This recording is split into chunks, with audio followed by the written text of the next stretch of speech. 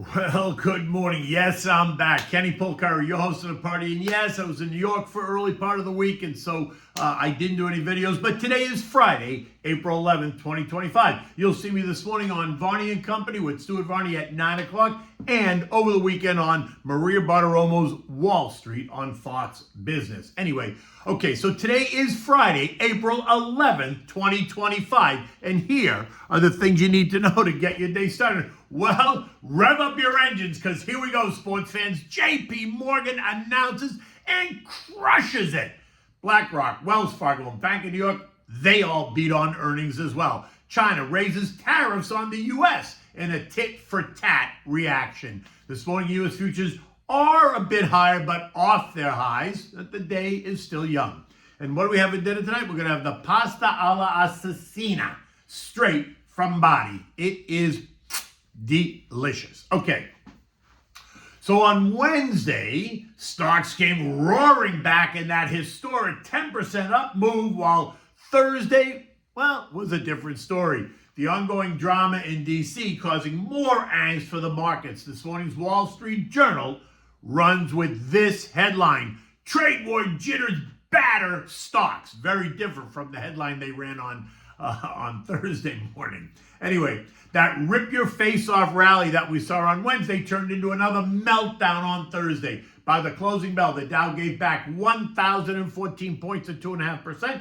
The S&P gave up 188 points at 3.5%. The Nasdaq lost 737 points or 4.3%. The Russell down 81 points or 4.3%. The transports lost 587 points or 4.25%, while the equal-weighted S&P gave up 220 points or 3%, while the Mag 7 got hammered again, down 1,150 points or 5%. It is now a tit-for-tat reaction. We raise rates on China, currently 145%, and then China raises rates on us, currently 125% beginning tomorrow. All while 75 countries are lining up at the White House to negotiate new trade deals. The ongoing trade tensions continue to escalate, only causing more uncertainty for investors and U.S. companies as both sides try to assess the impact on growth. Some believe that the trade war is going to bring long-lasting damage to the global economy, while others are not so convinced. And while Trump has paused the tariffs for 90 days, that has not caused companies to feel any better. We've already started to see some companies hit the pause button on orders, while others are unable to offer any forward guidance as earnings season begins in earnest today. What is important to note here is that China is becoming more and more isolated. Europe and Australia will not partner up with them to avoid U.S. tariffs. Instead, both are pursuing independent strategies to protect their own interests, right? Avoiding full alignment with either side while maintaining economic ties with China where it benefits them. The EU is boosting trade talks with India and the Association of Southeastern Asian Nations, and Mercosur, which is a Latin America trade bloc, so Brazil, Argentina, Paraguay, and Uruguay, to reduce reliance on both China and U.S. Australia is also steering clear of partnering with China in this trade war. While China remains their largest market, Canberra has explicitly rejected calls to join hands with Beijing against U.S. tariffs. Instead, Australia is diversifying, restarting free trade talks with the EU for a potential $6 billion boost and eyeing deals with Indonesia and India. This isn't a rejection of China, but a hedge against over-dependence, especially as this ongoing trade war risks disrupting global markets. Now, on the economic front, yesterday we got the March CPI, Consumer Price Index report, which showed inflation is cooling more than expected, with a year-over-year increase of up 2.4%, which is down from 2.8%, and a month-over-month decline of 0.1%. Core CPI, excluding volatile food and energy, rose 0.1% monthly, also below the forecast of plus 0.2%. This was broadly seen as positive news, suggesting inflation is easing despite these looming tariff concerns. Market reactions? Well, investors, traders, and analysts could care less, because many are expecting inflation to rear its ugly head again if these tariffs really go into effect. Today, it's all about the PPI, the Producer Price Index, and that's expected to show a slight increase in prices at the producer level. which I do not think is going to create any new drama because we're already expecting it, unless, of course, that slight increase is bigger than the expectation. Now, today starts the official launch of the beauty pageant, otherwise known as earnings season. Now, expectations for the S&P are year-over-year growth to be up 7.5%, which is down from the January estimate of 12%, as analysts have refined their outlooks going into the season. And it is the big banks that are first to walk down the runway. And who better to kick off the pageant than our friend Jamie Dimon, the CEO at JPMorgan, the first Dow stock to report, and my favorite bank. Consensus estimates pegged EPS at around $4.61 a share. And they reported 507, crushing the estimates. Revenues of $46.01 billion also crushed the estimates of 44.39. Investment banking was a bit softer due to a slowdown in IPOs and bond deals amid this trade war uncertainty, though sales and trading crushed it, coming in at $3.81 billion versus the estimate of $3.18 billion. And loan loss reserves? Well, watch for what they say about the credit losses, which are expected to rise modestly because that tells you that they are expecting a rise in defaults. And JP Morgan's provision for losses came in at $3.31 billion versus the estimate of $2.7. Hello?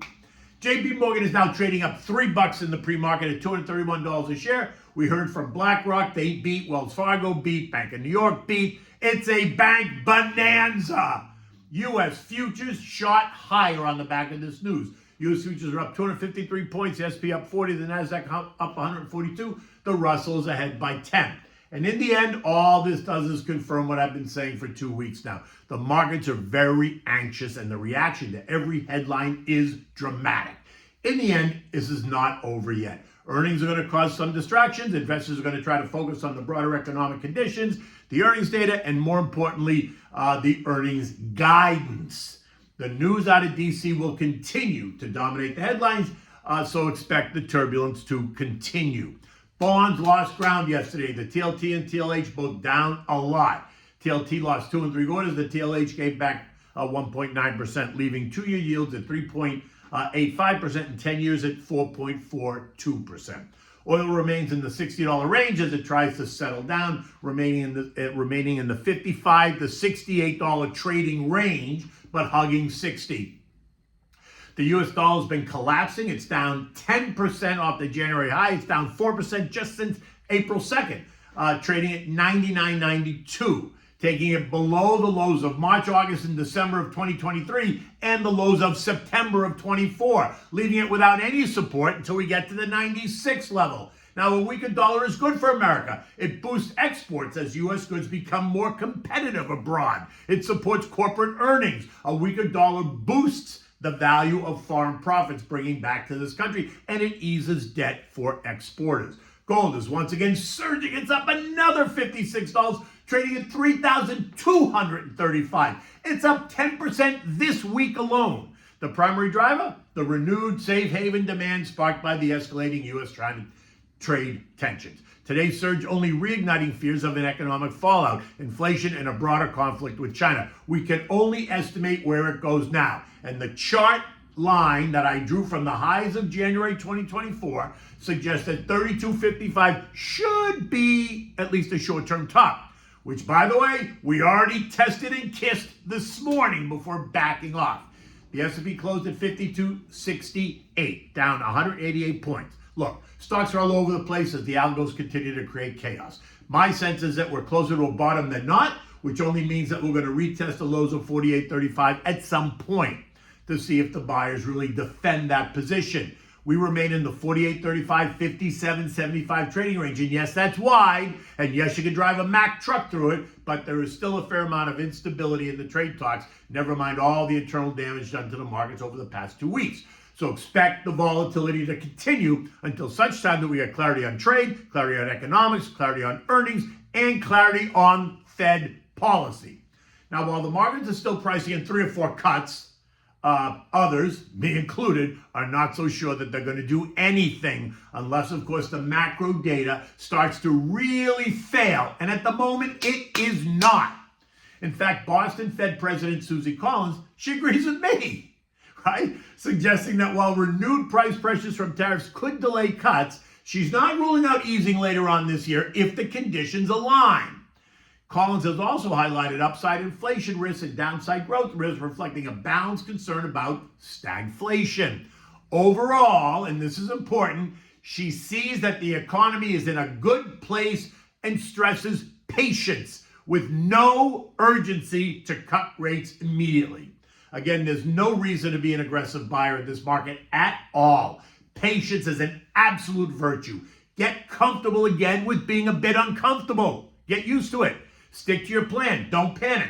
And if the recent pullback is causing you undue stress, then give me a call to discuss it. You can get me at 561-244-2504, or you can go to the website slatestone.com and click on the Contact Us page and send me a message.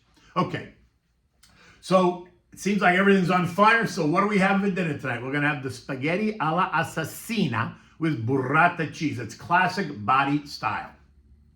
It's really burnt pasta, and it is so damn good. Now for this you need water, tomato puree, tomato paste, salt and pepper, spaghetti, garlic, red pepper, crushed tomatoes, and olive oil. First you need to make like a tomato broth. So bring a pot of water to a boil, add in a small can of tomato paste and a can of tomato puree, season it with salt and pepper and keep it on medium so that it remains hot because you need that water hot when you use it. Now in a large saute pan that's going to accommodate this, add in a generous amount of olive oil, the sliced garlic, crushed red pepper, stir it all up there, saute it a little bit. Now add in the crushed tomatoes. Season that with all salt and pepper, bring it up so it starts to, like on medium. Now lay the raw spaghetti in the saute pan flat. Turn the heat up to medium high. You don't want to touch it. Just leave it sitting there. You got to let it burn just a bit. And then turn it over and burn it a bit more. Then you're going to start to add the tomato broth, 2 ladles at a time. Let the pasta soak it up until the pasta's cooked. Now, when it's cooked, you're going to twirl it up, make sure it's all nice and coated with the pasta. You're going to twirl it up, put it on the plate, and then you're going to put a dollop of that fresh burrata mozzarella cheese right on top. So you cut into the mozzarella, the burrata just spreads out all over the pasta. It is simple, and while it sounds interesting, it is so good if it's done right. In any event, it's Friday. The weekend is almost coming. The weather is absolutely spectacular here in South Florida. Until Monday, take good care.